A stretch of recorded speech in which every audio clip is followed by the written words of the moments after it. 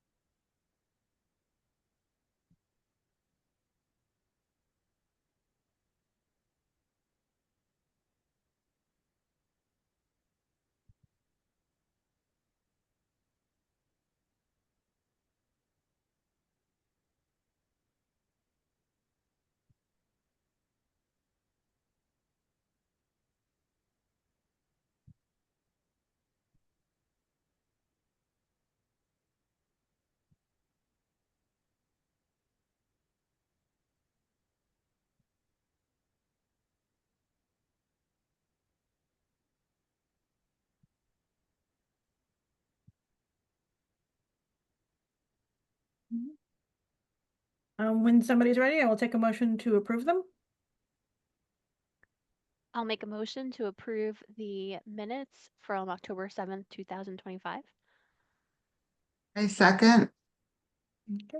Was everybody through them? Anybody have any questions on them?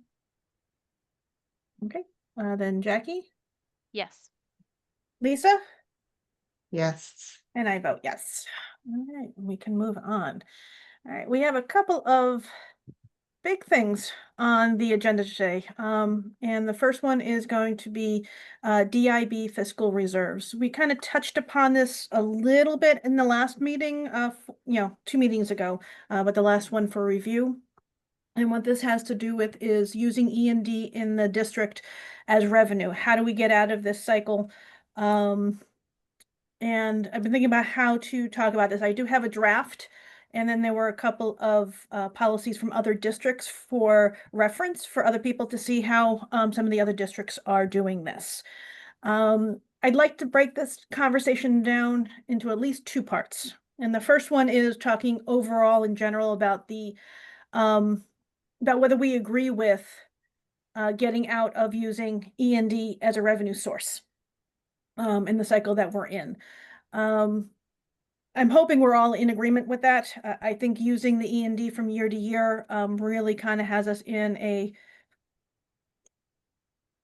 not such a great cycle, because we're always creating the budget, hoping to have the same amount left over at the end of the year to feed 2 budgets from now with the same level, and not using one-time money, and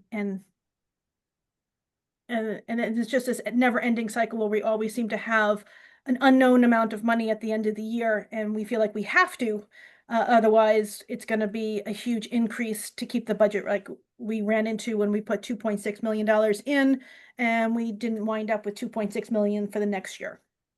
So is there any conversation, anyone who disagrees that this cycle should hopefully be broken and that we have our budget without the reserves funding it? So as I'm starting to learn more and more about this, I still feel like it would be really helpful if we could hear Nancy and Kevin, like your perspective and sort of like wisdom on this. What do you think? I'll start, I guess. Yeah, I think certainly weaning ourselves off of using E&D for to support the budget would be preferable. I just don't know that it's really a school committee vote on how E&D is spent. When we go through the budget process, not last year, but the year before, when we got to the very end, I think we were actually in July. But just before July, we met and they voted the final amount of E&D to support the budget. And again, we were close with the town assessments. It made sense at the time. So it's really, I'm okay. I would love to wean off of it. I just don't know that if it's sitting there and the budget doesn't balance and the towns can't afford it, I don't know that you might find yourself in that situation as a school committee. Okay. And the swings do impact it. So certainly keeping that, if we could keep it level in some way or reduce completely, that would be preferable. That way you don't feel that swing year to year.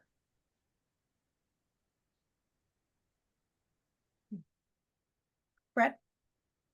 Just wanted to add just a couple comments. I definitely agree that I would like to see us moving away from this, if at all possible. But I do have concerns in that I know that we have at least one TM who feels very strongly that we should be using E&D on an annual basis. The other concern that I have is, and I'm not sure how this will impact our budget for FY27, but what's happening in Townsend right now could end up being an extremely difficult year for Townsend budget-wise. With what I'm hearing is a pending lawsuit and other issues, I'm not quite sure that we'll be able to present a budget of any type for FY27 that Townsend will be able to support. So it's definitely a concern of mine for FY27. And again, I may be misreading the tea leaves, but it's definitely a concern that that any increase may not be possible in Townsend. Okay. Absolutely agree. And we certainly need to be taking a look at how this is going to affect.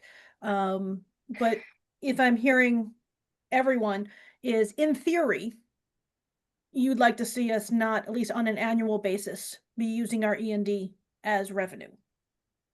And Jackie, did you understand or have any more Yeah, questions or yep. understand that process? Yeah, no, Okay. that's where I'm leaning for sure. Yep. Okay. So if we're in agreement that we would like to not use E&D as a regular, I mean, it doesn't mean, just because we say that we don't want to use it for revenue doesn't mean we can't do it on an emergency basis here and there. I just want to make sure that we're in agreement that we're not going to be keeping this cycle going on a regular basis like we have. And then we move on to how do we implement it? What do we do with any excess money? And how do we, keep it to a minimum of using E&D as a revenue source? So that's the next step. If you took a look at, there's Pentucket and Triton, both have E&D policies. The structure that they have in place is very similar to each other. And basically what it says is that they have their E&D account. I believe both of them, I have to go back to them and take a look again. I believe both of them have the target range for their E&D to be at 3%. So that keeps a 3% reserve for the district in any year. And then they have a stabilization account. I'm still a little uncertain. Triton calls it a general and capital stabilization account. Nancy, we've been going back and forth a little bit trying to figure this one out. We had it voted in as a capital stabilization account. The MGL, if I read it correctly, says that it's mainly for capital, but if we appeal to the DESE to use it for operating, they can evaluate whether we can or not. Is that correct, Nancy? Okay. So regardless of, they have a reserve account, a stabilization account, and they have their E&D. And they basically fund their OPEB and their stabilization accounts through any money over the 3% mark or any money at the end of the year in their budgets. And that's one way. If we don't keep putting excess money into our E&D, it won't grow to the point of being over 5% and having to use it for revenue. It funds our stabilization accounts. But the caveat here would have to be that we actually use our reserve accounts for reserves. Right now, I think because of we're consistently using E and D over again and over again and over again, we don't have anything in our E and D. We have a certain amount of reserves built into our budget. Would that be correct statement, Nancy?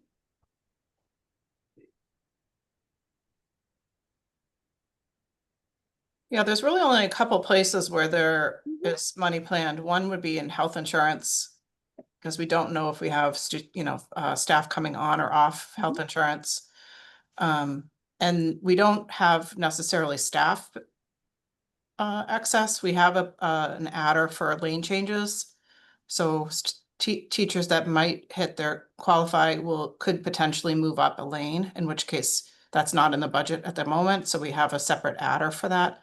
But otherwise, a lot of, we do our very best to estimate accurately. Yeah. Aside of that.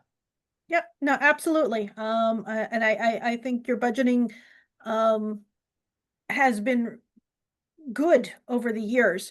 But we do, if you take a look back at the last, 5, 6, 7 years, we typically are at least over $1 million at the end of the year, which sounds like a lot and isn't a lot all at the same time on a 63, $65 million budget. But if we're going to transition to using our reserve accounts as reserves, I think what we need to do is target a lower amount of money at the end of the year. And health insurance. Well, we have reserves for that outside. If it happens, we can pull that money in and kind of budget for what we know and maybe a small cushion at the beginning, for each year. And then just keep evaluating that, because I think looking back, I think part of the issue that got us into the cycle in the first place was having a lot of money at the end of the year, coupled with a lot of unanticipated revenue.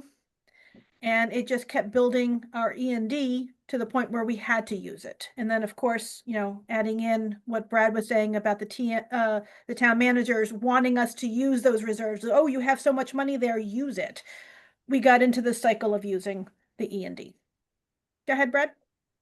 I just wanted to add, as far as us finishing the year in the black, that is always that's always a directive from me.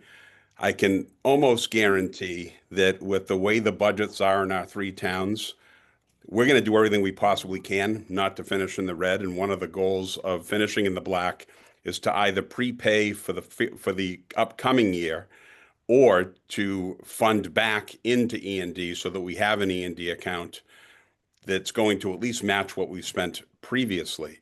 There are many districts out there that are going deep into the red on a regular basis. I just want to be clear that when we end up in the black, we have gone without.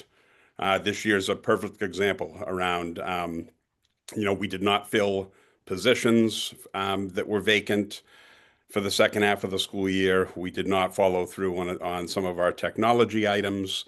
So even though we're finishing positive, we are actually, in fact, falling further behind with some of the things that we need to keep up with.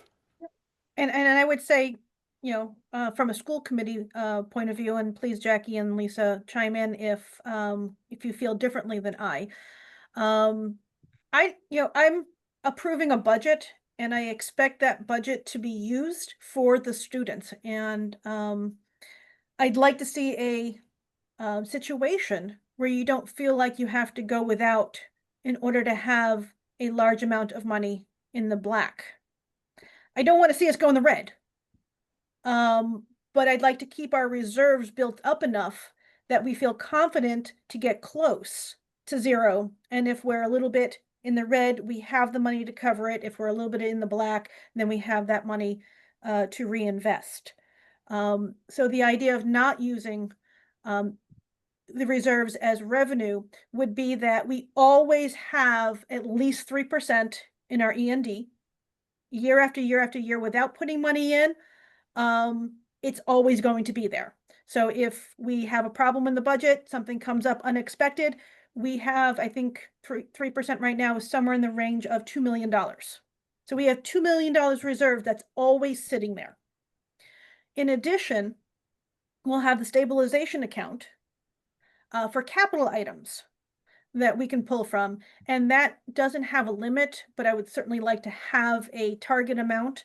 My thoughts were, and this is completely up for negotiation, but my initial thoughts are 10% in there, which would be about $6 million. And always keep those accounts ready. Wait, I'll let everyone rejoin again. Okay. And keep those two accounts at 2 million and 6 million at the ready for anything the district might need, so that we're not afraid to spend down to zero, and that we're not afraid of unanticipated expenses, because we have the money to cover it, and we can always build those back up, but they're sufficiently big that we shouldn't worry about using them when we need it. Does that make sense, Brad? You're on mute. It does make sense. The only reason that, this year was a little bit different was, again, looking at 26, but also having to try to replenish some of that Exactly. E&D. So if we can move away from the E&D, which I think is our goal, Yeah. then that won't be a problem moving forward. Okay. So those were the concepts that I had when I was looking at these other policies from Triton and Pentucket, and when I developed the draft that we have in front of us. Hopefully everyone had a chance to take a look at the draft. Mhm. And there was a couple other thoughts I had on in here.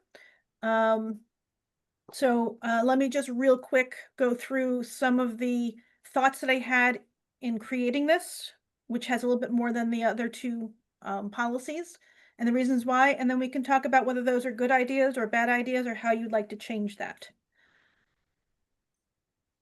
So once we get onto a good foot, which having the amount of E&D we have and the amount projected for the end of this year actually puts us in a really good place for this transition. But looking into the future, so we have a budget. We have $2 million in E&D, or 3%.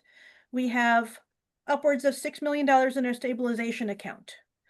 At that point, we should be using the budget. The money that we get from the state and the money that we get from the towns are the only money that we're going to be increasing.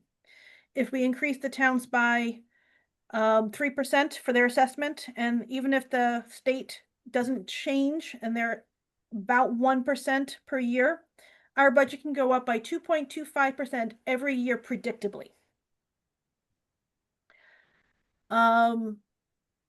And then obviously we have room for more if we need more, but that's just the basis, which would be really, really nice to not have to worry about 2.25% of an increase every year. That's our bare minimum. But in trying to make sure that the towns are happy, I think we need to try and help them out as much as possible and be transparent that we're using the money that we're asking for.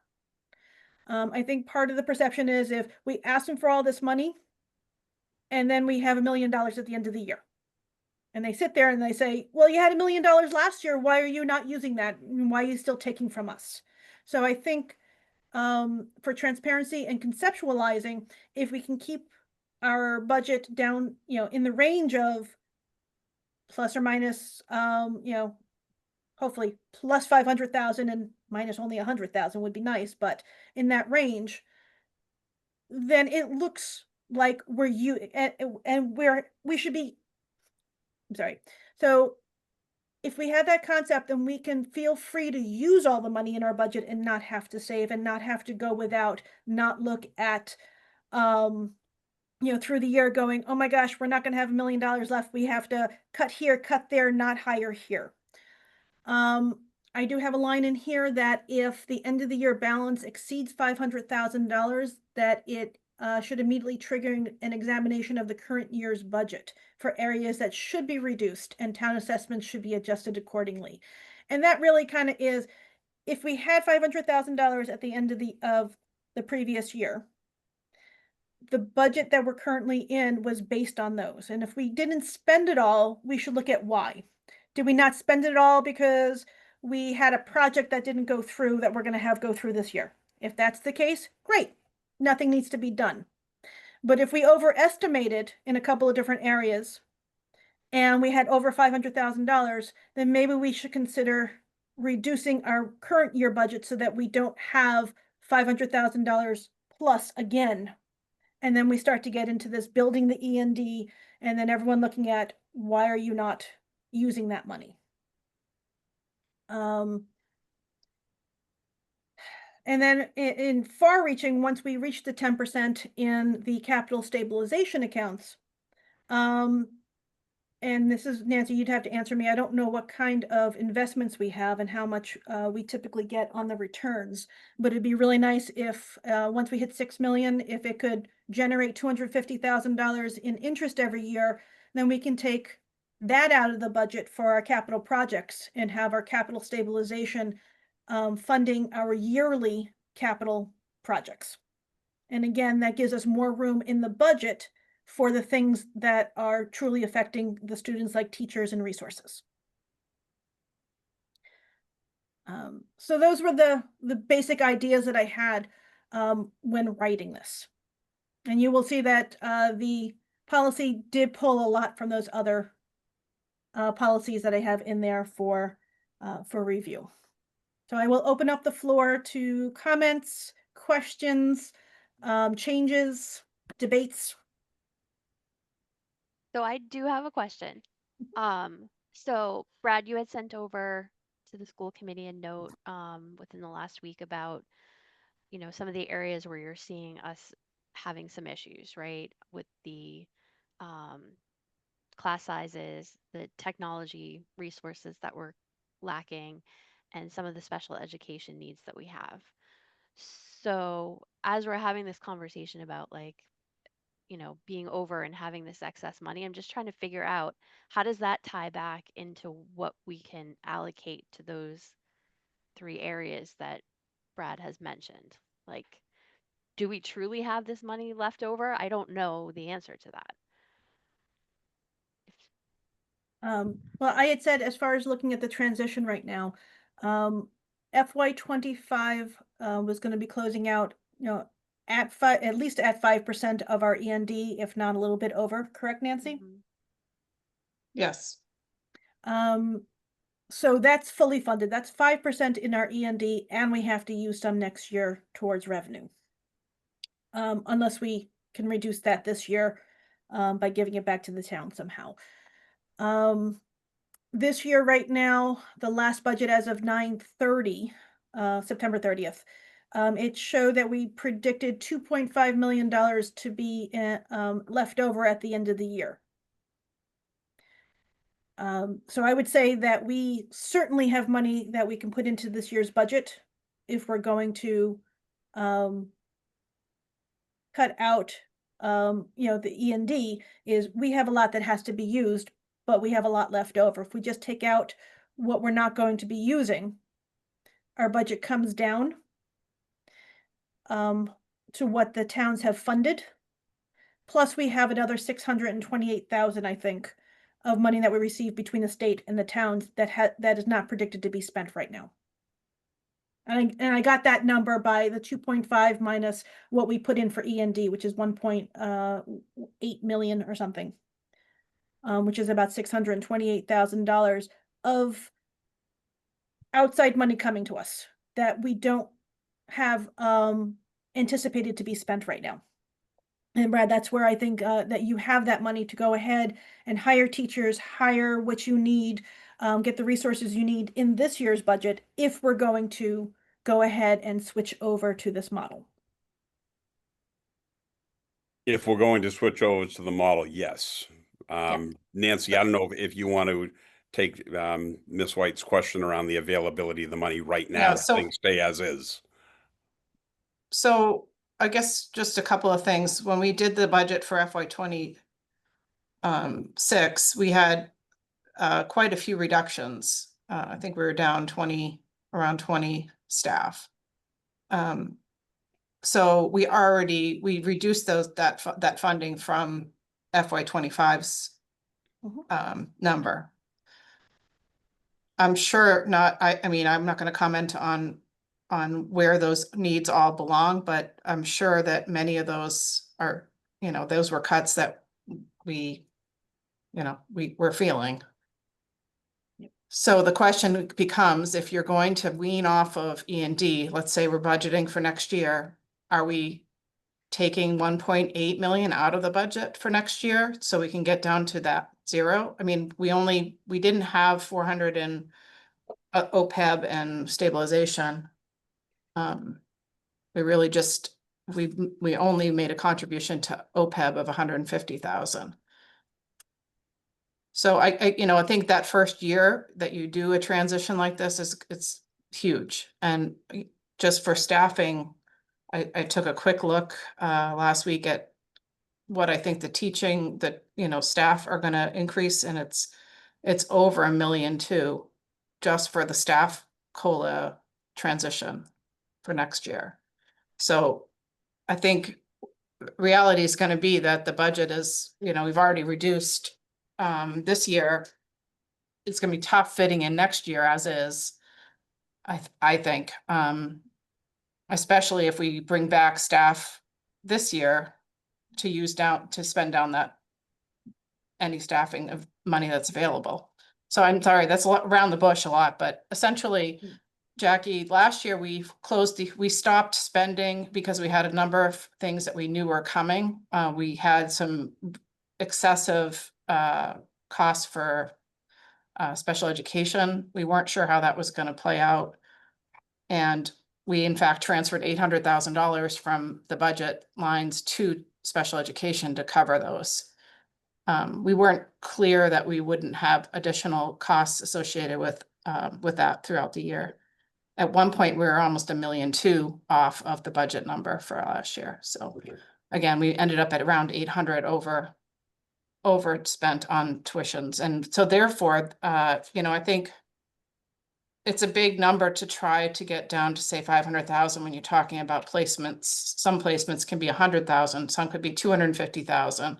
If you don't know that's coming and you have, you don't have that wiggle room in your budget, you're going to have it somewhere else. So I'm fine with that concept. It might mean that you're going to be voting throughout the year to use, say, E&D or school choice to support There's also those the things as they come.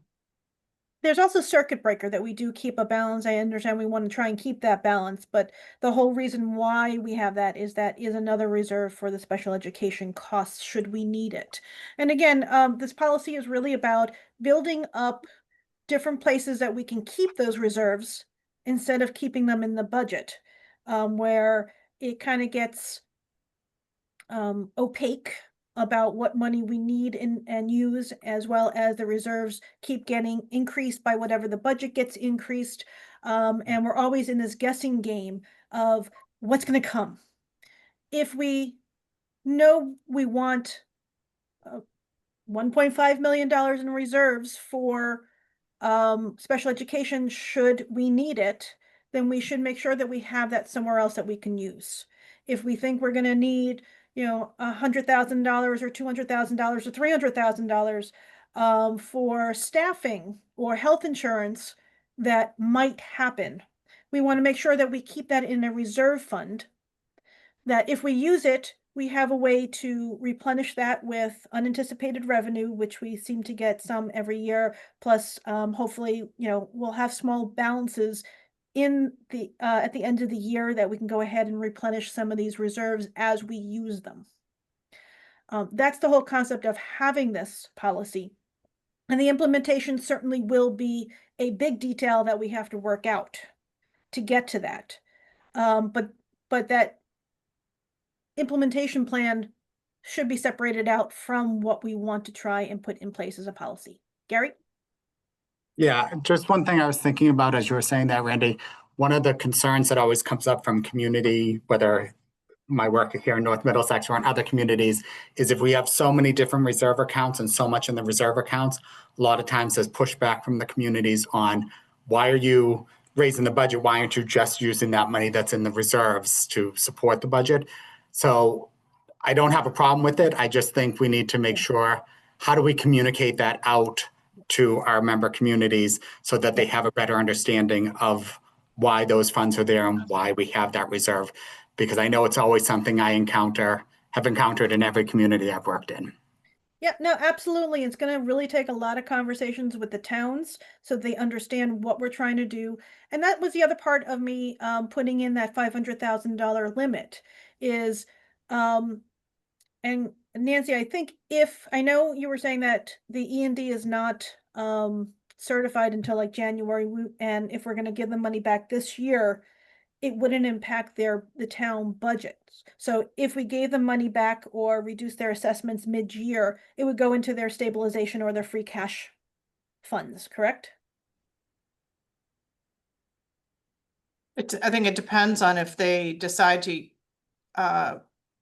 use it that way. But Okay. essentially their tax rate's already set by Right. end of December.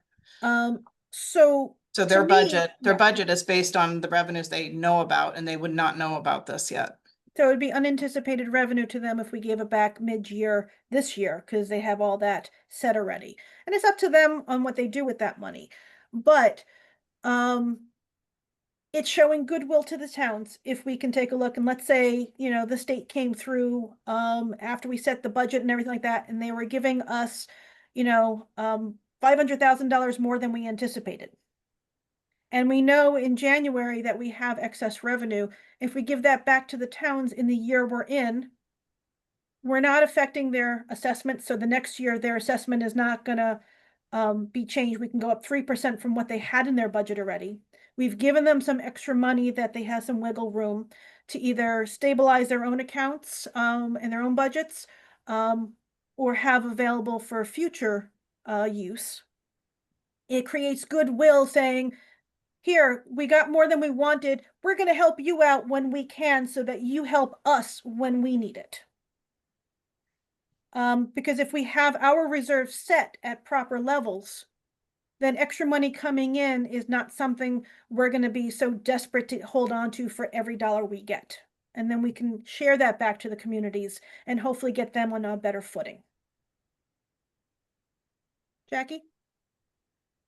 I think I'm all for like a mutual helping out, right, of school and town.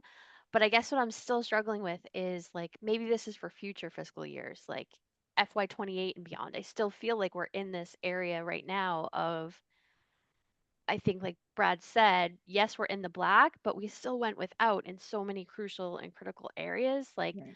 how are we ever going to get to a point where we can't use $500,000 for school things, I guess? Okay. So maybe I've that always, what like yeah, this idea yeah, is just no, like I agree. blue sky.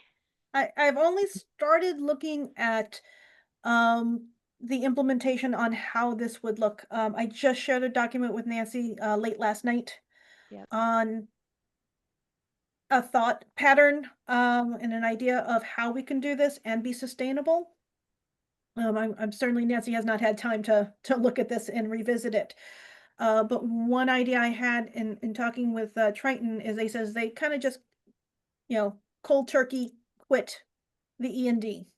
So if we look at next year, taking out 1.872, then the money that we have left in the budget, that number, would be exactly what we got between the towns, the state, and then a couple other small reserves, the school choice, and I think in some investment money that we put in for ourselves. Hopefully we can sustain that going forward. And if we increase the town by 3% for assessments, 1% assuming for the state, our budget already can go up 2.25% next year. Without question, without extra money going into it, without asking for overrides. And then from there, we can figure out what we need to do. That would entail us putting probably somewhere in the range of $2 to $3 million into those reserve funds between either stabilization or OPEB. the way I look at it, one idea to keep this a little bit more sustainable is if we consider those prepayments into OPEB and to the stabilization account where we put 250,000 in the stabilization per year and 150 into OPEB a year. That's $400,000 a year that we're prepaying for 5 to 6 years. Because our budget, I mean, we'd have to work it out, putting in, I know OPEB at least 150 for this next year, and we usually have the 250 for stabilization. If those can be in the base budget, that's now freed up to be used for teachers, for resources, for whatever, else that comes up for the students for 5 or 6 years. And then we can slowly build in the paying into the reserves again in the budget slowly going forward, so it's not a big hit to the town assessments. There's Was- ways to do this, and the details need to be worked out. I'm not saying that Yeah. I have the perfect way to do this. Yep. But once we cut that out, we will have 2.25% to increase our budget without affecting anything. This feels like such a big piece, right? Like Yeah. for us as a policy subcommittee, right? It feels like a lot. I know if we kind of put this forward for a first reading to the larger school committee, right? We'll have to have this conversation again. I just feel like I want to make sure I'm hearing all the voices and perspectives on The it. other thing that we can do is concentrate more on what this is, which is a policy. And if we take ourselves out of this, how do we implement it, and throw ourselves a couple of years in advance and say, all right, we're not putting E&D in our budget anymore. We've made it. Assume that the implementation went well and we're there. Looking at the policy, let's take a look and see, do we like what we're doing with funds? How we call out the different the different reserves on how they're going to be used, how are we going to fund them, how are we going to use them for what purposes if needed, if the budget needs it. Let's look at this as a policy. We can always bring it to the school committee, say, do you like this policy? If they like the policy, and if we need to put off implementation for a couple of years, we can do that as a school committee as well while we work out the details. Just because we vote in the policy right now doesn't mean it's instantly attainable to get there. Okay. So if we can, kind of just step back to this as a policy and not worry about the implementation, I think that's going to drive this conversation further to make sure that we like how we want to operate once we get there. So from that standpoint, I don't know if you want to take this section by section. And we can have conversations about it, or paragraph by paragraph. Paragraph by paragraph. Okay. Then the first paragraph, the financial reserve policy is a means of ensuring a long-term financial health and flexibility of the district, as well as a tool to support the district's financial decision-making. Financial rating agencies currently recommend that local governments maintain strong and varied financial reserves of up to 8% of the total general fund operating budget, excluding the OPEB fund. Is that a correct statement, Nancy? Yeah, I'm not sure where they pulled that information from. I mean, rating agencies, I don't know that I haven't seen that they put anything out on this 8%, but somebody must have pulled this from somewhere. Okay. I can check with Brian at Forget from Triton. Yeah. Okay. Yeah. I don't want to, I mean, I don't know that it's germane to our decision about fiscal reserves to have that in there, and I also think there's different discussions about that. What's the right number? So I don't know if I mean, it's really not, it's not germane to what we're trying to do. So I'm not upset if it stays in. I'm not thinking it's necessary, but if the committee would like to leave it in, I don't have a problem with that. I'm just thinking that if we have a minimum of what we're aiming for, it's going to help our communication with the town and the community on why we are keeping so much. We have it in our policy that is what we want to do. So we can certainly revisit that. Brad, if you can, you'll check on what they're recommending. Mhm. And then we can change that if we need to. But I believe 8% is what I've heard from a few people looking at the town budgets. That is what the rating agencies want them to have, is 8% of their general budget. Okay. Moving on, fiscal reserve policies cover various classes of revenue funds and revolving accounts, including intended to provide for unanticipated expenses, contingency funds, and to supplement the general fund operating budget. Operating reserves, which provide resources for unanticipated expenditures or unexpected revenue losses during the year. Capital reserves, which provide resources for the repair, replacement, or construction of capital infrastructure. And then the district is committed to establishing and maintaining varied reserves that provide for stability and predictability in our financial planning. The district will maintain the following reserve funds and contribute to and maintain these funds as outlined below. I do notice that I originally had this combined with the revolving fund. So I'm looking in here, I did not take out the revolving accounts in the first sentence. I certainly can do that, although we do have revolving accounts for the circuit breaker for special education and for school choice, which certainly would fall under our fiscal reserves in this policy. So we can either call those out in this policy and I'll leave that there, or we can move it to our revolving account policy and call it out there for what what it should be used for. I'm not sure how everyone feels about mixing the funds or having the funds in here that impact the budget. I'm deferring to your judgment on that one. I don't have a sense one way or the other. Okay. That second sentence feels like it's missing something though. Okay. Is it the one that starts operating reserves?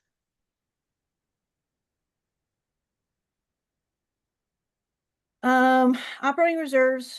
Yeah, I think it's because I originally had the revolving accounts in there, so it Okay, kind so of that's where you're, just. yeah. So there's a semicolon there. So we can also just, redo this. Okay. So if we want, we can.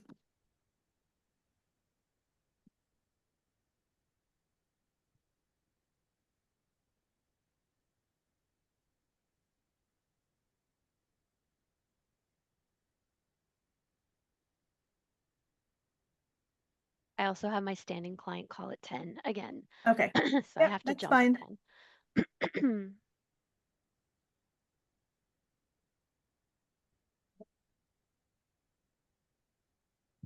So we can, does this make it a little bit better? Yeah, I think so. Yep. Okay. Yeah. Thank you. No problem. All right. Do we have any issues or any comments or changes to this paragraph? Okay, we will move on. The North Middlesex Regional School District School Committee believes that the budget should be prepared for known expenses with reserve funds used for unanticipated expenses. Therefore, if the end of the year balance on any budget exceeds 500,000, it should immediately trigger an examination of the current year's budget for areas that should be reduced, and town assessments should be adjusted accordingly. And this again was just kind of looking, there's no hard and fast that if we close out, we have to, but we should take a look, and it should just trigger us to say, let's find out why we had so much excess. Why didn't we spend it? Do we have a project that we need to pay for in this year? Was there something, capital projects last year that we couldn't get to because of some things that came up and we want to put them into this year's budget? What are the reasons for that? And if it truly was that we over anticipated too much in some areas, then they should be reduced. I'm Also happy. the trigger, I think what's bothering me is the town assessment should be adjusted accordingly. Like if we could make Okay. that a little bit more Yep. Considered, or something that says like, yeah, Yep, sure, we'll look at absolutely. it. It's not a done deal. Yep. May Yes, thank you. be adjusted accordingly. That's how I feel. I don't know. You- Okay, and this is You could Nancy also, and you could, if Kevin. I can jump in here. Yeah. You could also change it so that the school committee will evaluate the current year budget as opposed to saying anything about town assessments, because changing the budget would change the assessments inherently. Okay. So Um, what you're saying is, let's say we end up with overstating utilities and we want to reduce utilities by a couple $100,000, we would revote the budget to do that. So I think what Okay, so just leave it at, it should immediately trigger an examination of the current year's budget for areas that should be reduced, period. Or that can be, I had can and I thought maybe should, because we can always reduce things. But the word I should may hear not ya. be conveying what I'm looking at, you know, I'm basically trying to say is, if there was no reason for, keeping that money, then we should reduce it. Like if we got all of a sudden, you know, the town has some community electric that affected us and gave us, you know, ongoing rebates of $200,000. Well, that should be reduced in our budget. If we have something like that. So that's what I was trying to, Kevin? If I could just ask a clarifying question. So say we're over 500,000 in special ed tuitions and we identify that. Does this policy mean you're going to look at everything? Or once we've identified the area, we're not like, would you go into it saying, well, while we have this investigation open, we're going to look at athletics? My intent, and again, help me with the wording, because I don't always word things the way what my intent is. If we have $500,000, and actually I should, thinking about this, I should say 500,000 in unexpended funds, because unanticipated revenue should not play into this. Of unexpended funds of 500,000, it doesn't matter where it came from in the budget, that bottom line number is just an overall accumulation. So when we look at the budget, my intent is to say, you know, I mean, if we're sitting there and going, well, you have 20,000 here and 50,000 there, and we, you know, and it just happened to add up to 500, we evaluate. We also do look at we should look at the areas. If we transferred a lot of money to special education, that line should come up if our current budget doesn't support that. But where that money came out of should also be reduced. So it really is just an overall number. And I leave the analysis up to the district on whether we think we're going to have another 500, you know, or the finance committee or whoever's going to look at this, on whether we think our budget in the current year is going to produce another $500,000 in excess unexpended funds.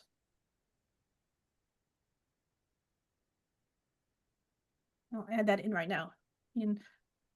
I think the other piece that maybe needs to be stated is there's times of the year where we feel like we have a better handle on things than, say, like we haven't hired all the teachers, or we have certain number of staff out on leaves, or we don't have I don't know, some information about capital as an example. I don't know.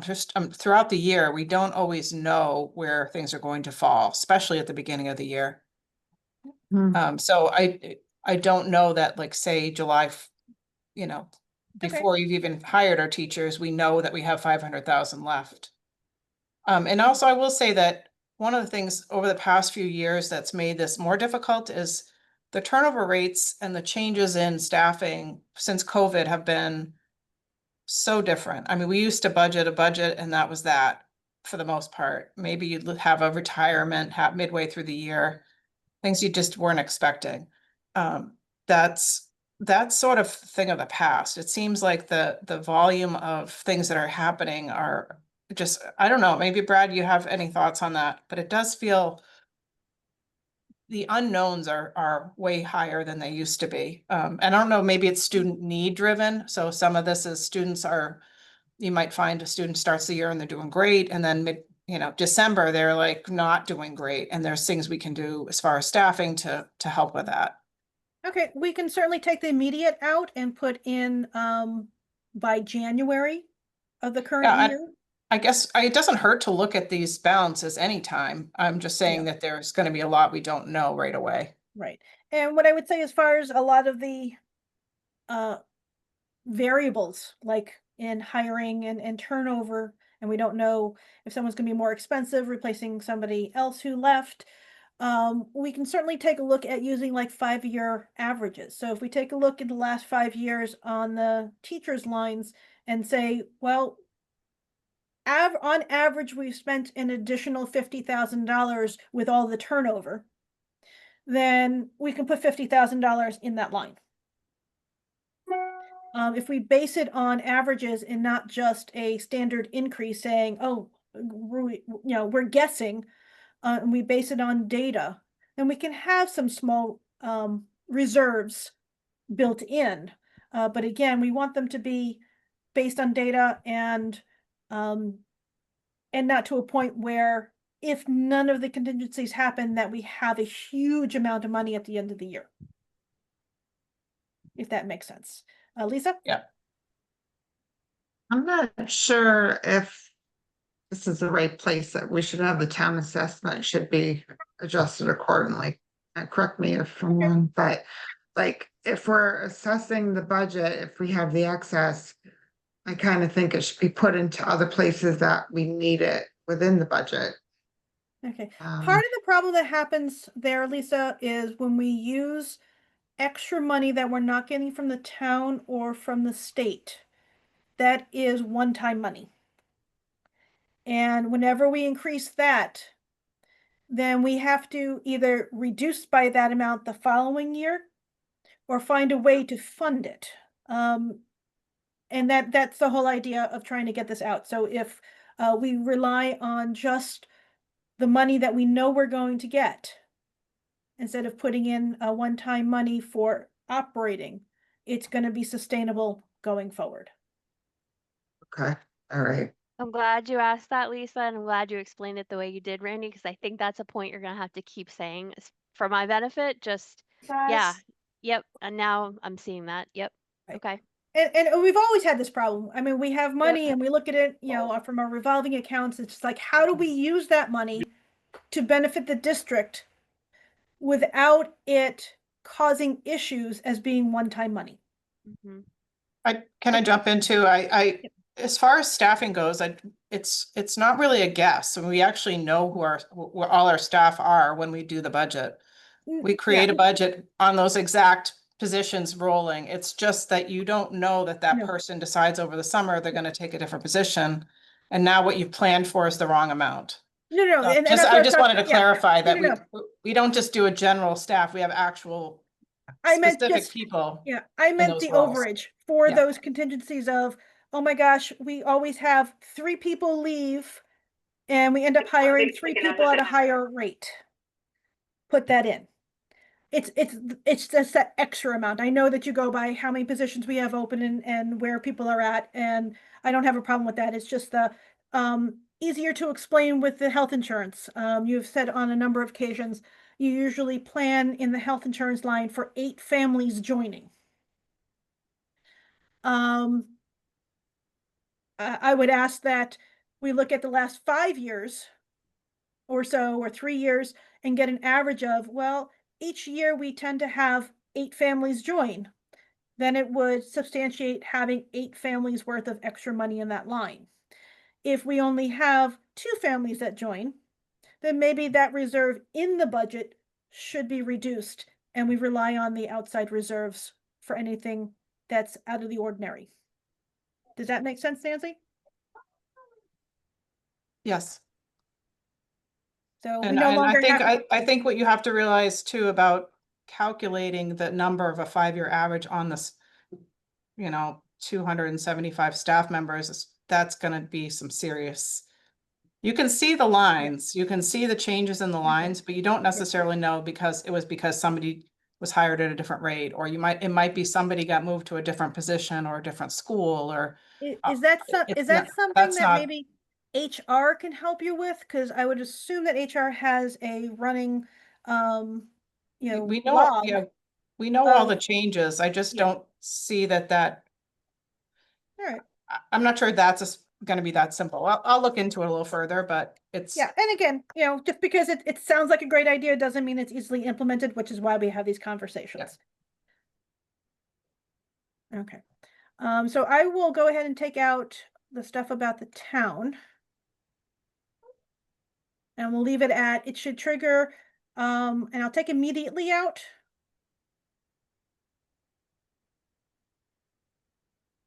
And it should trigger an examination of the current year's budget for areas that should be reduced.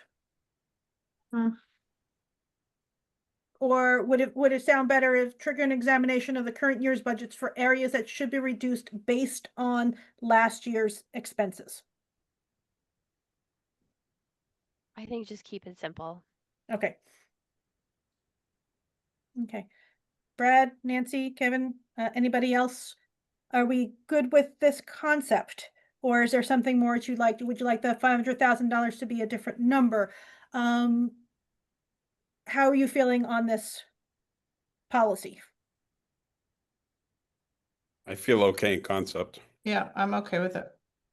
Okay, and it leaves open enough. And again, in everything in here, I want to make sure that we are leaving it open for unanticipated things going on, anomalies, that we had the flexibility to change or have the flexibility in this not to do something just as much as to do something that's needed. So think about that as you're looking at the language that's in here, because again, the fine details of the language is not always my forte. I'm much bigger. This is what I'm trying to convey, and other people can help me make sure that it says what we're intending. Okay. Moving on to the E&D. This is the reserve class for operating and capital. The available E&D balance is calculated and certified each year by the Massachusetts Department of Revenue, blah, blah, blah. While the allowable use of E&D by statute is largely unrestricted, sound financial practice suggests that this reserve provides for the financing of unforeseen emergency needs such as unanticipated operating or capital costs. Current legislation limits the E&D balance to a maximum of 5% of the district's total general operating fund. It is recommended by auditors and financial advisors. Again, some of this language was taken from the other policy. So Nancy, if you haven't heard this and you want to take some of that out, we certainly can. And financial advisors, that we maintain a minimum 3% E&D balance to protect against unforeseen costs. Anything in the excess of 3% shall be considered during the budget process for additional investment in the stabilization or OPEB reserve accounts, one-time purchases, or applied as funding source for the following year's budget. This is where, Nancy, I think you put that in, and I had it the other way. My comments were on the side, to benefit the town assessments. I hear you with, we definitely want to keep it open in case we need to apply it as funding. I would prefer to give it to the towns in the current year's budget. This way it's free cash for them. Their assessment doesn't go down. And therefore our budget goes down as far as what we're going to get the following year. Does that make sense? Yeah, their budget, their assessment will go down if you give it to them in the current year. Right. But And then in I'm their just- budget, it doesn't go down. They don't have to give us No, the they'd have to money. go back to town meeting if they want to change it. Right. So what we're building upon year after year is they budgeted for X. We've given them Y back in the current year, but they're still budgeted for X, and we can still do X times 3%. Versus if we go to the following year, we now have X minus Y, and it's only 3% from that amount. Because again, it's the amount we increase their assessments by each year that helps or hurts them. Yeah, they're gonna see that. It's still gonna be a reduction of from our perspective. What they do with their budget lines is really, they could transfer it out the week later at a special town meeting, and then they no longer have it in that line item. They could Okay. just close it out to free cash. They could leave it and not spend it, but you know, in May and June, I think they can do transfers between line items. So if they have a chunk of money sitting there and they need it somewhere else, they're likely to move that money out. It's really, Okay. that's depends on them, but as far as from our number, we're gonna reduce the number we're giving them this year and then increase it more than the 3% next year, assuming that they didn't, that they have that somewhere. Is that Yeah. what you're saying? So it's kind of, I guess explained that way, it kind of can have the same effect both ways. It may require a conversation with the towns and what they prefer. But I open it up for other people. I'm sorry, I have to leave. I'll try to go back and watch Oh, the rest it's 10 of this o'clock. I'm recording. sorry, I wasn't paying attention to the time. This is such a great conversation. I know, this is an important one too, so like, Yeah. what do we Would do? you mind if I use the 5-year review cycle in 2 weeks to bring this back up again? Because it so impacts FY27 budget. I Yep. really want to bring something to the school committee by their next meeting in November. I'm all for That's that. fine. Yeah, because we got a whole, we could do the rest of what the policies next time. Yeah, I think this is important enough and immediate need enough that we should spend a couple of meetings on this and get something that we really like and think we can attain to bring to the committee. Yeah, I 100% agree. Okay. Jackie, go ahead. Okay. And I'm just going to wrap up with everybody here for the next meeting. Okay, thanks. Bye, everybody. Okay. Okay, bye. Bye, Jackie. Okay. Okay, so we're on this paragraph. So I guess for the next meeting in 2 weeks, let's take a look, everyone look at this, and with everything that we've talked about and the concept we talked about, bring your ideas. If you have a different concept of how to do something, if you have different details you want to bring about something, let's really try and get something that's very attainable, that helps Mhm. stabilize the district's budget going forward. Okay. I'll go through and clean up what's above here that we've already agreed on. This way Okay. everybody can see what's other people's comments. Feel free to put in comments. Feel free to put in suggestions into the document, and we'll see it next time. Anybody have anything they just want to end with here? Okay, excellent. What a great meeting. Thank you very much, everyone. Thank you, Randy. And Lisa, I would need a motion to adjourn. I make a motion to adjourn And our I will meeting second. this morning. And Lisa? I say yes. I say yes, and the meeting is adjourned. Thank you, everybody.